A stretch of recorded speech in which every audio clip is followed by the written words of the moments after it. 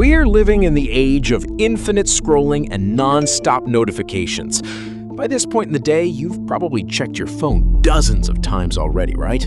Between WhatsApp messages, YouTube videos, Instagram and Facebook posts, maybe a cat video on TikTok, A political argument on Twitter, leaked photo of a celebrity, top 10 list of things you didn't know, selling their ads that courses promises to make then you a meme, then this, then that, and the scrolling just keeps going and going until before you even realize it, you've spent 3 hours staring at a screen while your brain works non-stop. Processing information you probably won't even remember tomorrow. Comparing your life to people you barely know. Looking at photos of former co-workers you haven't spoken to in 5 years. Watching trending content from some influencer making weird faces. And the strangest part is that everyone around you is doing exactly the same thing. And precisely because of that, nobody stops to ask what we're actually doing. Do you see the problem? We're trapped in a collective illusion where everyone feels comfortable as long as they stay inside it.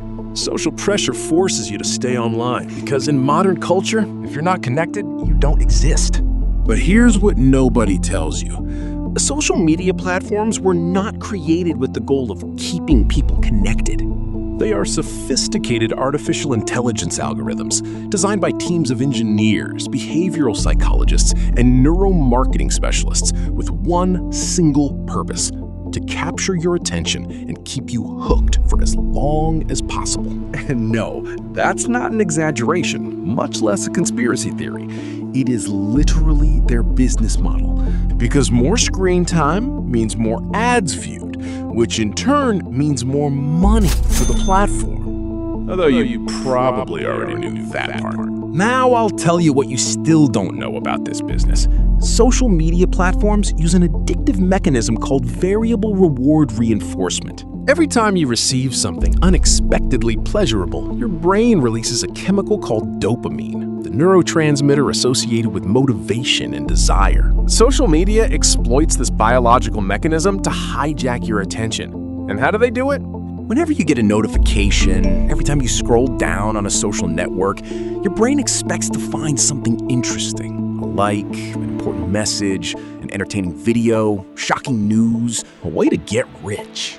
The problem is that these rewards don't appear consistently or predictably. They arrive randomly. And that uncertainty is exactly what keeps your brain hooked, making you want to keep scrolling over and over again, because you never know when the next interesting content will appear. That is the exact same principle that makes slot machines so addictive. You never know when you're going to win, but you always feel like it'll happen the next time you try. Tech giants know all of this, and they have deliberately taken advantage of it to turn the entire planet into one giant digital casino. And the worst part is that your 5-year-old child is pressing the buttons too, waiting for their next dose of dopamine. Neuroimaging studies have shown that activation of the brain's reward system during social media use is similar to what occurs with the use of illicit substances. And that is why you can't stop. You're trapped.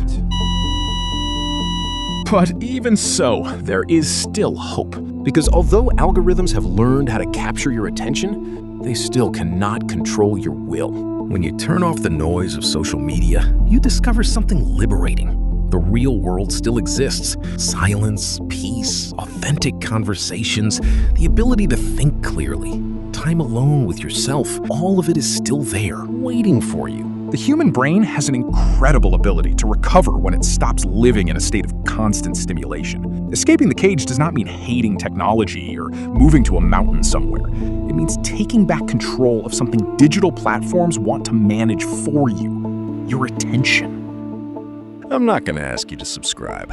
I'm going to ask you to turn off your phone for 48 hours. Then come back here and tell me how it went.